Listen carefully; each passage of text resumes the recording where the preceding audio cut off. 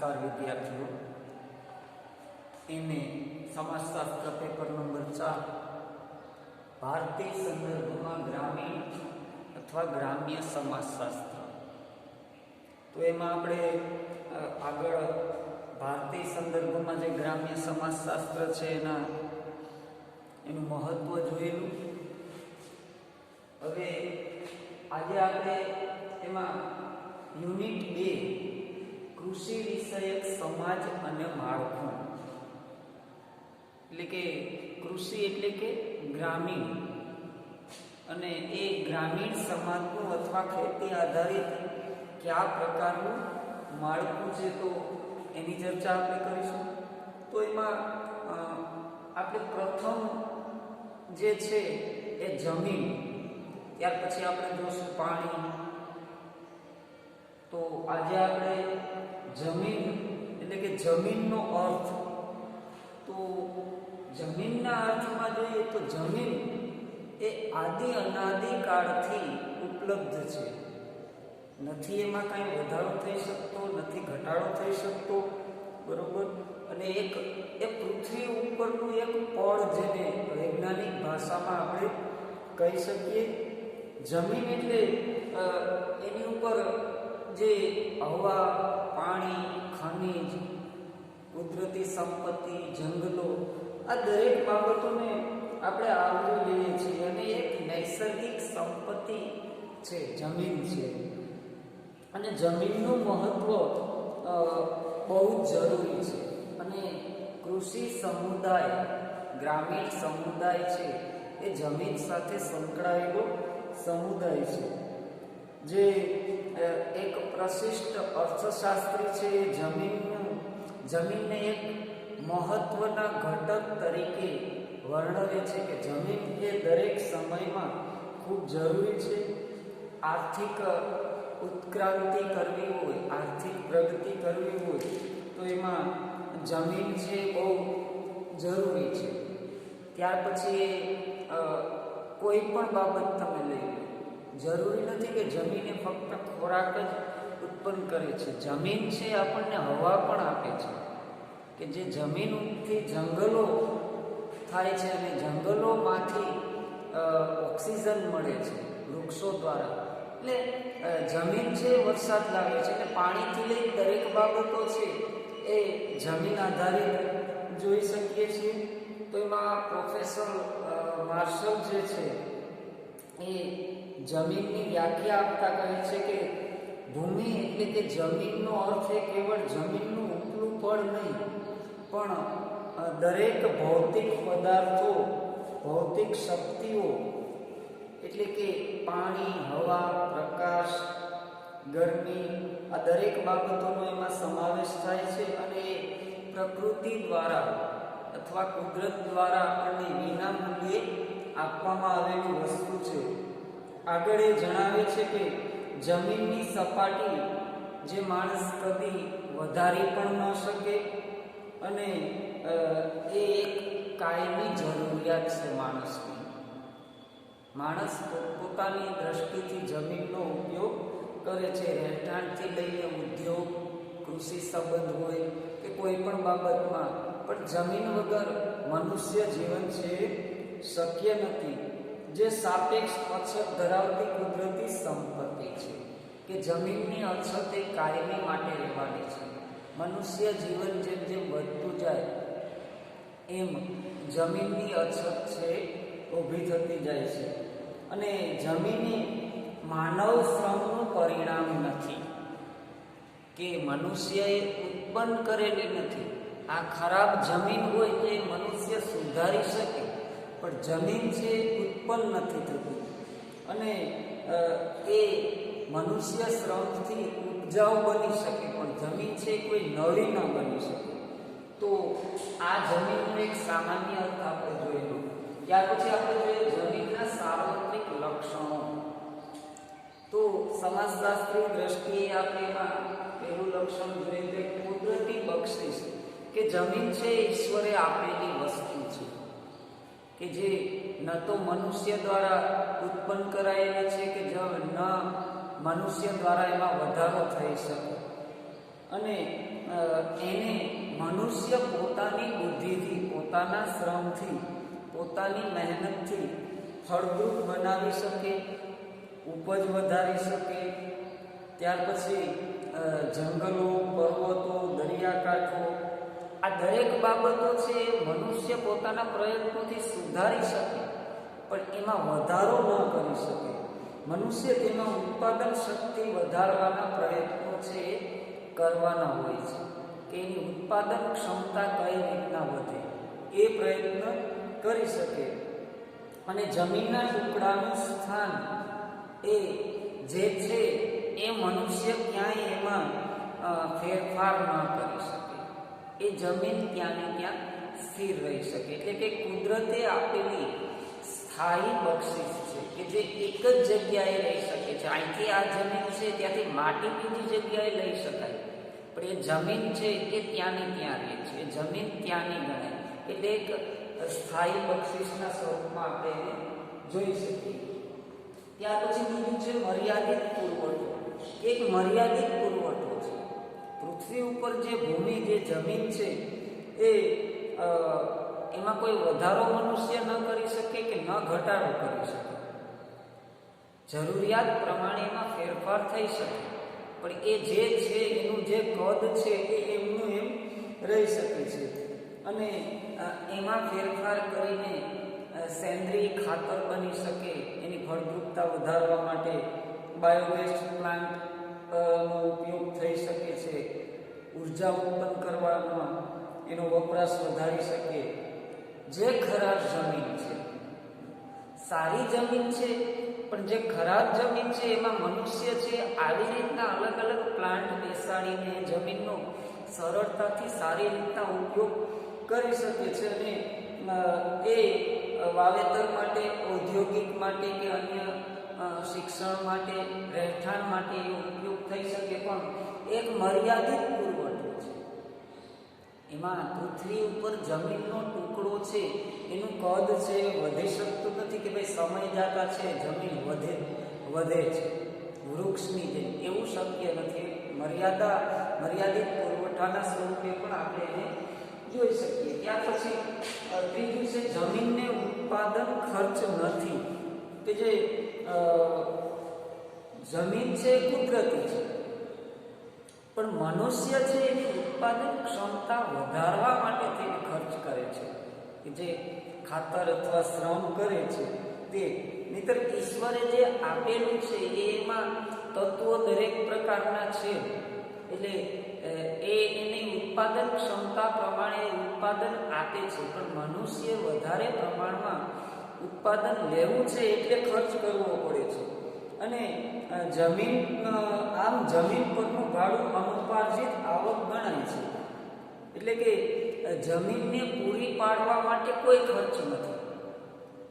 મનુષ્ય એની ઉપર માલિકી હક છે એ ભોગવે છે, પણ માલિકી હક જે છે એમને એમ છે, પણ એ જમીન છે એ ઈશ્વર તરફથી કોઈ પણ સ્વરૂપે આપણને ભાડે નથી મળતી, કે ભાઈ ઈશ્વર પાસેથી આપણે એ ખરીદેલી નથી. કુદરતે જે આપેલી છે એ મફતમાં આપેલી છે. એટલે એક ઉત્પાદન ખર્ચ ઈશ્વર દ્વારા એમાં કોઈ પણ નથી. મનુષ્યએ પોતાની જરૂરિયાત પ્રમાણે એમાં ફેરફાર કરેલા છે, અને એ ફેરફારના આધારે પોતાનો શ્રમ છે એમાં રોકી અને ખર્ચ કરી શકે છે. અને ત્યાર પછી એમાં ઉદ્યોગ, રહેઠાણ માટે મૂડીરોકાણ કરવામાં આવે છે. અને હવામાન આધારિત એમાં પાકોનું વાવેતર છે એ કરવામાં આવે છે. એટલે એક ઉત્પાદન ખર્ચ છે એ કુદરત તરફથી કોઈ પણ એમાં આવતો નથી. ત્યાર પછી ચોથું છે ફળદ્રુપતામાં તફાવત. કે જમીન છે એક પ્રકારની નથી. અમુક અંતરે જમીનના પ્રકારો બદલાતા હોય છે. કેટલીક જમીન છે સપાટ હોય, કેટલીક ખેડવા લાયક હોય, અમુક જમીન મકાન બાંધવા લાયક હોય, ગોચરની જમીન જેને કહેવાય એ હોય છે. તો ખાડા ટેકરાવાળી છે, પર્વતીય જમીનો છે, રેતાળ જમીન છે, લાલ માટી છે, કાપવાળી છે. કાળી છે. તો આ જમીનનું જે અંતર પ્રમાણે એની ફળદ્રુપતા બદલાય છે. એક સરખી ફળદ્રુપતા જમીનની હોતી નથી. ફળદ્રુપતામાં દરેક જગ્યાએ તફાવત હોય છે અને એ ફળદ્રુપતાના આધારે એના માપદંડો છે એ નક્કી થતા હોય છે કે ભાઈ આ જમીનની ફળદ્રુપતા આટલી છે તો એના માપદંડ એ પ્રમાણે નક્કી થાય છે. જરૂરી નથી કે દરેક જમીનની ફળદ્રુપતા છે એ પૃથ્વી ઉપર એક સરખી હોય છે. તો એ પણ એક મહત્વનું લક્ષણ છે કે એમાં પણ આપણને અમુક અંતરે તફાવત જોવા મળતો હોય છે. ત્યાર પછી પાંચમું છે ઉત્પાદનનું નિષ્ક્રિય સાધન. કે જમીન છે એ પ્રાથમિક મહત્વપૂર્ણ સાધન છે, પણ ધનોપાર્જન માટે એટલે કે આર્થિક આવક મેળવવા માટે માત્ર એકલી જમીન ઉપયોગી ન થઈ શકે.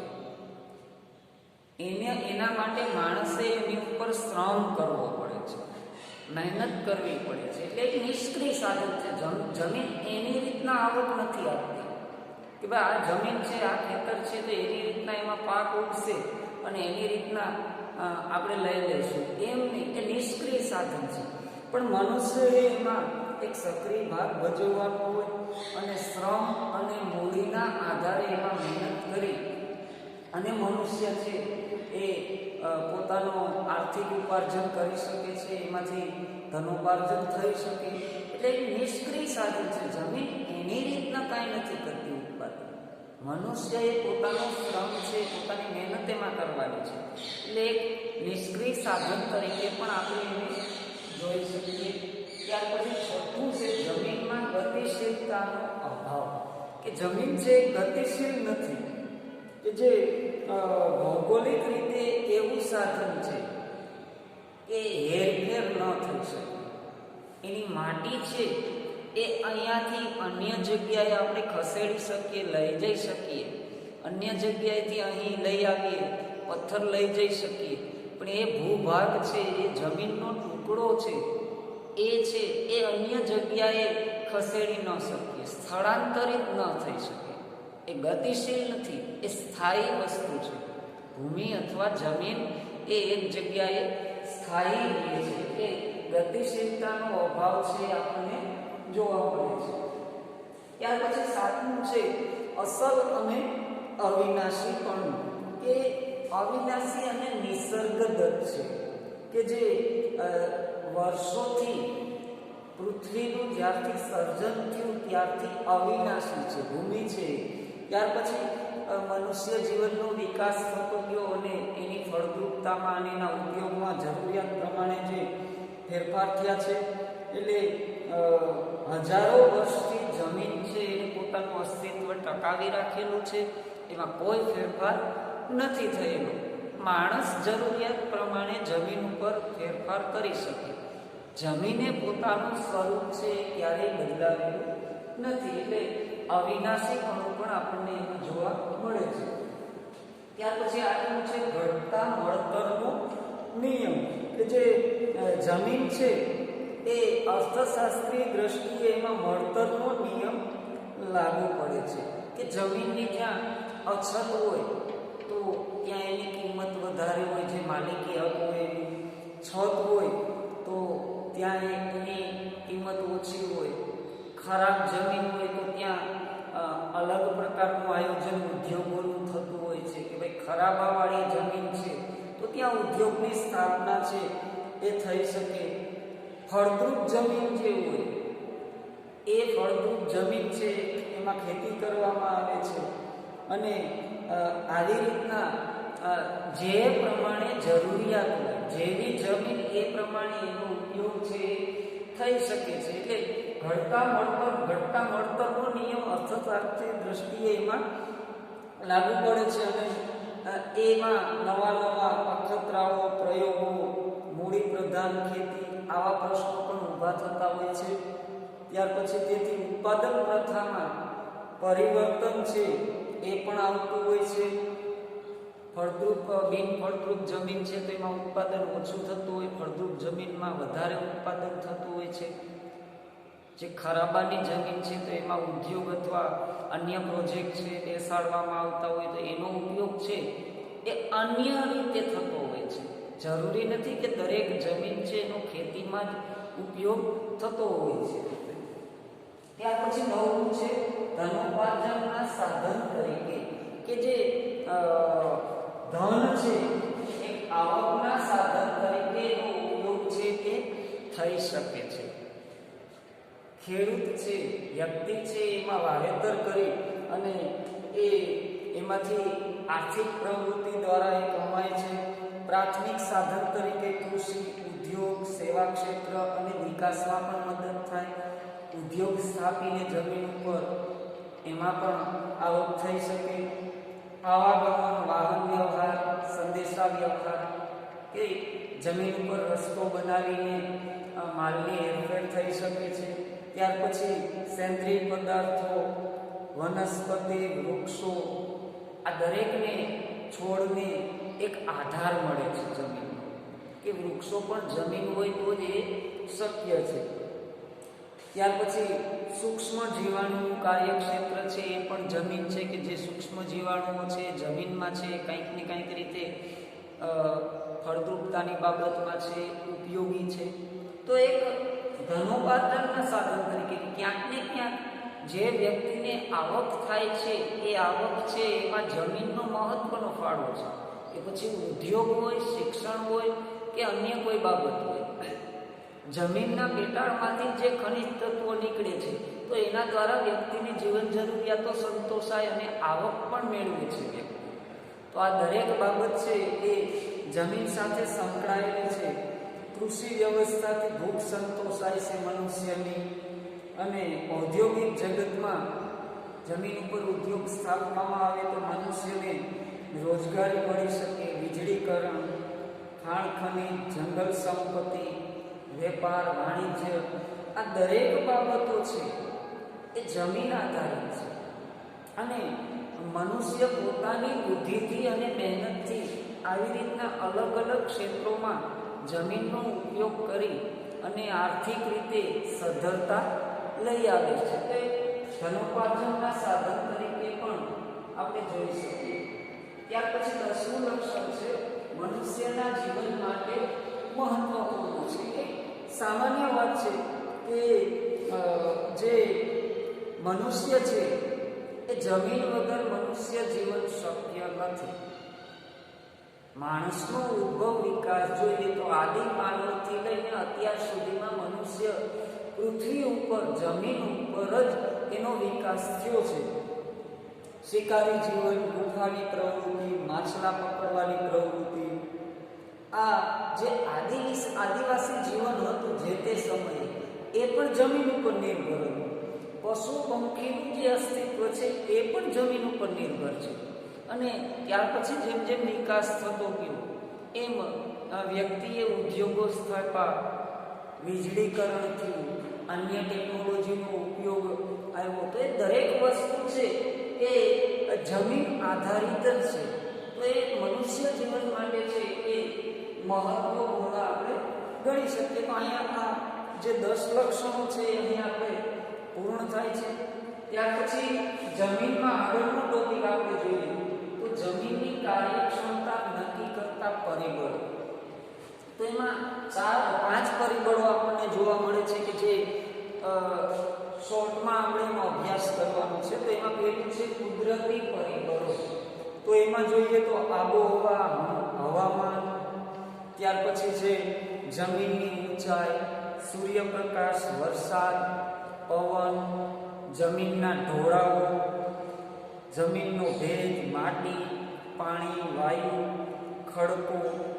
તો આ બધી છે પર્વતો એ કુદરતી પરિબળો સ્વરૂપે આપણે એને જોઈ શકીએ છીએ. ત્યાર પછી એમાં કીધું છે માનવીય પરિબળો, કે જે 5 પરિબળોમાં બીજું પરિબળ માનવીય પરિબળો. તો એમાં પડતર ખરાબાની જે જમીન છે એનું મનુષ્ય પોતાના શ્રમ દ્વારા આધુનિકીકરણ કરવું, એને ફળદ્રુપ બનાવવી, ખાતર, બાયો ફર્ટિલાઇઝર્સ, જીવજંતુ કે જૈવિક ખેતી એના ઉપર કરવી. તો આ બધી છે એ જમીન આધારિત માનવી પરિબળો છે આપણે જોવા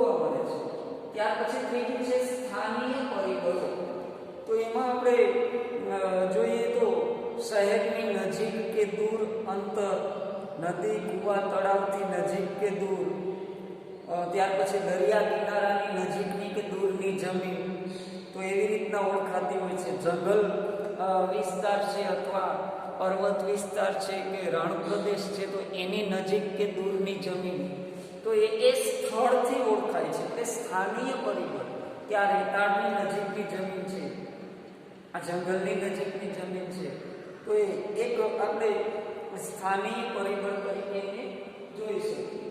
ત્યાર પછી છે ચોથું આર્થિક પરિબળ.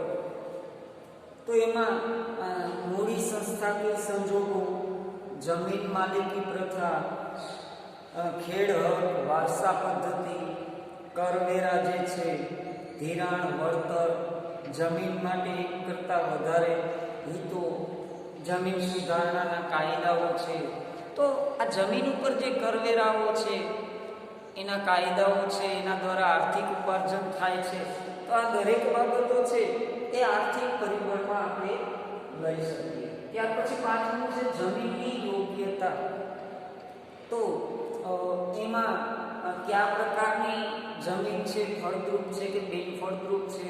ફળદ્રુપ હોય તો એની ઉપર ખેતી થતી હોય, ખરાબાની જમીન હોય તો એની ઉપર અન્ય ઉદ્યોગ અથવા પ્રોજેક્ટ બેસાડીને એને ઉપયોગમાં લઈ શકાય.